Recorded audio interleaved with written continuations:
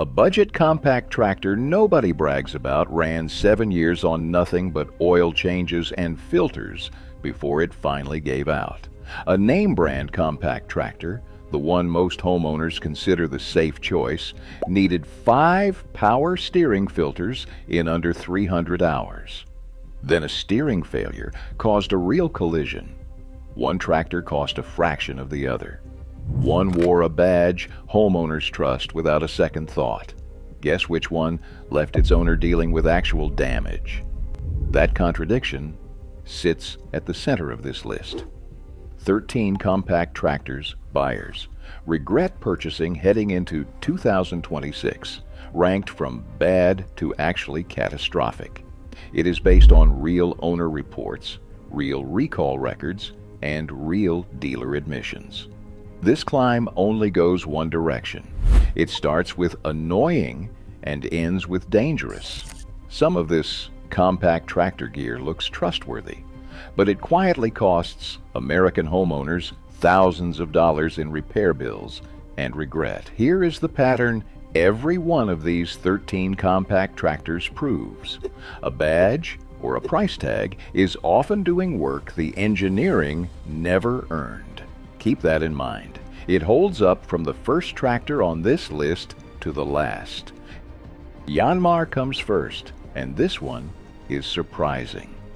Yanmar draws some of the strongest reviews among compact tractors on this whole list. That is exactly why one case stands out. A YT235 owner reported the tractor failing again and again. It reportedly got bad enough that a Yanmar factory representative showed up at the dealership in person. Even with a factory rep standing right there, the owner said the problem never got solved. Other owners on the same forum thread started publicly asking Yanmar corporate to step up. It is rare. It is worth flagging precisely because it is the exception inside an otherwise strong reputation. A single unresolved case does not erase years of strong reviews, but it does prove that even the most trusted engine builder on this list is not completely immune to a bad outcome. Kioti sits in a strange spot. The compact tractors themselves are mechanically solid, so this entry is not about the machine itself. The real issue is coverage. Kioti dealer locations run at more than 400 nationwide, still thin compared to the bigger players. Some owners report inconsistent customer service once a problem actually shows up, especially outside the busy season when parts orders pile up. A good tractor becomes a lot less appealing when the nearest dealer is an hour away. That gets worse when the dealer is backed up on repairs and does not pick up the phone.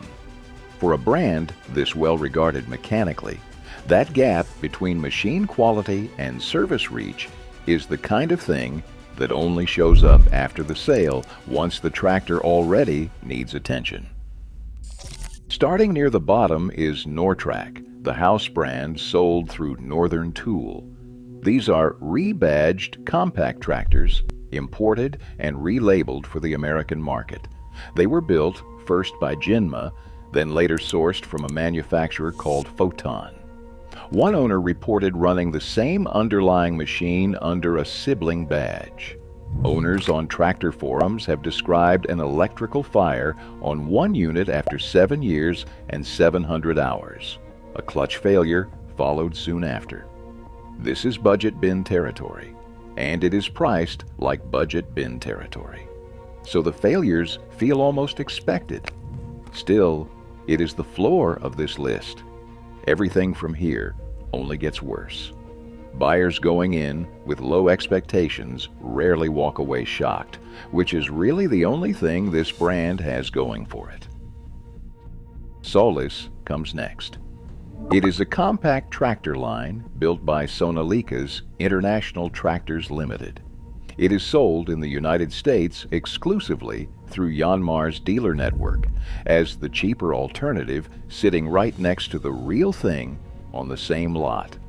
Reliability data in the United States is thin for this brand. Even Solis's own marketing leans toward property maintenance work, not heavy acreage jobs. That is not much of a confidence builder before spending real money at a dealer lot. At least one buyer noticed that hesitation before signing anything. It turned out to be worth listening to. Buying into a brand still building its track record in this country means accepting some uncertainty that established names simply do not carry, no matter how competitive the price looks on paper. TYM has a similar coverage problem, sold under its own name rather than through its Branson network. Owners buying the TYM badged compact tractors report bad dealer support. They also report long waits for parts shipped from Korea. Same parent company as Branson. Completely different retail experience. That gap matters more than it should, since TYM markets itself as the more established, more American-feeling option compared to its own subsidiary brands. Buyers picking TYM specifically to avoid Branson's reputation often end up facing the exact same wait times anyway, just under a different name on the invoice. That covers the early entries on this list. These feel like frustration more than financial disaster. From here forward, the cost gets real and the evidence gets sharper. Massey Ferguson's GC 1700 series is a compact tractor line built around Iseki's diesel engine and drivetrain. Some owners report hydraulic and transmission fluid running hot under load in a long southern summer. That is never a good sign on a small tractor doing real acreage work. One owner reported an oil filter guard, a part poorly protected by the factory design, torn off by a stray branch. The repair was reportedly covered under warranty. Give credit where it is due if that account holds up. A manufacturer standing behind a design flaw matters. Still, a warranty covering the fix does not erase the fact that the flaw existed in the first place, sitting exposed on a part that should have been protected from the start.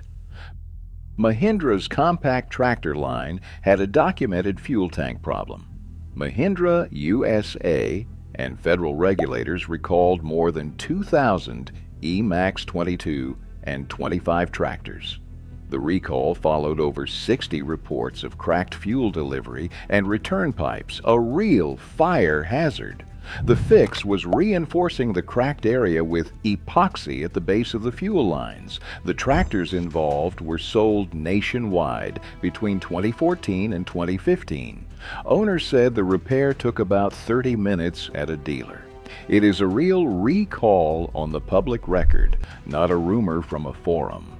That is the kind of paper trail that should worry any buyer eyeing a used E-Max without checking recall history first.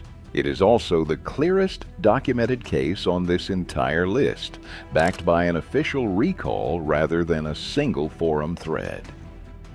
Bobcat's compact tractor line is built by Daedong, the same manufacturer behind Kioti, then sold under white paint at a noticeable markup. One owner described the CT450 as essentially a rebadged Kioti in different paint.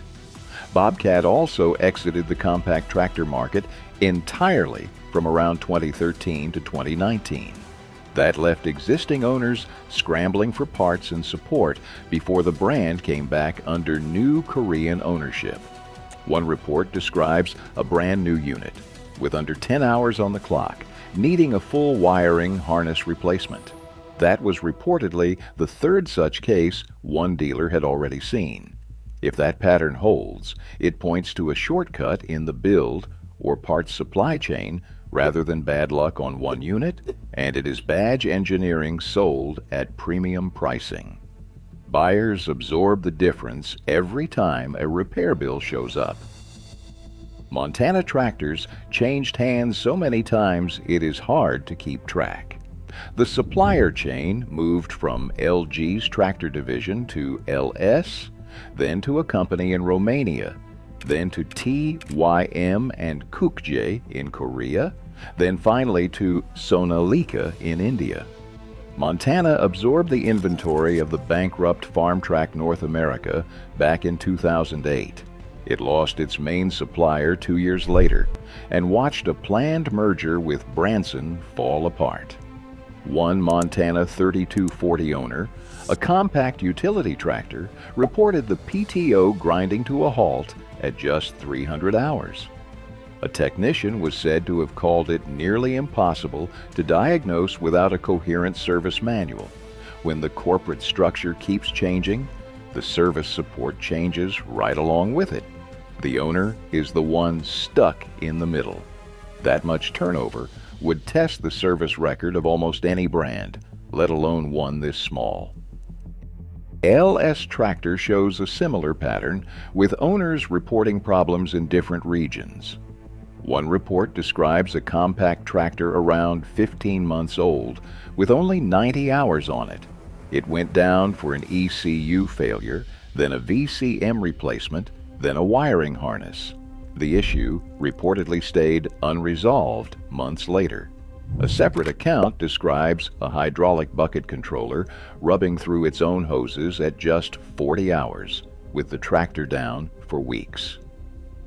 On the XR4145 specifically, one owner reported the sway bar breaking multiple times over several years. The hydraulics were described as too weak to lift a full loader bucket. If these accounts are representative, this is not one unlucky machine breaking down by chance. It looks like a pattern showing up across multiple owners and multiple states.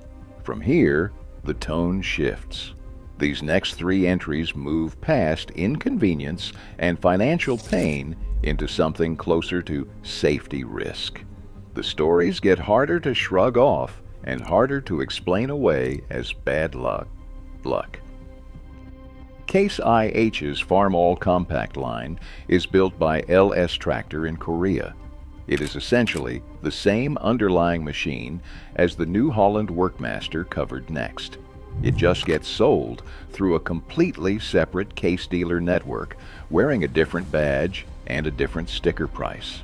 One owner of a 2020 Farm All 60A reported the dash panel being replaced at only 25 hours.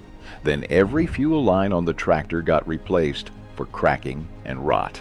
That was an out-of-warranty repair, the owner said, cost several $100s. Same compact tractor underneath, different name on the hood, different price tag attached to that name. Buyers cross-shopping the two brands rarely realize they are choosing between the exact same tractor twice, just with different marketing and a different price tag wrapped around it. New Holland's Boomer and Workmaster series holds one of the more serious safety scares described on this list. The Boomer 50 is a compact tractor actually built not by New Holland, but by LS Tractor in South Korea.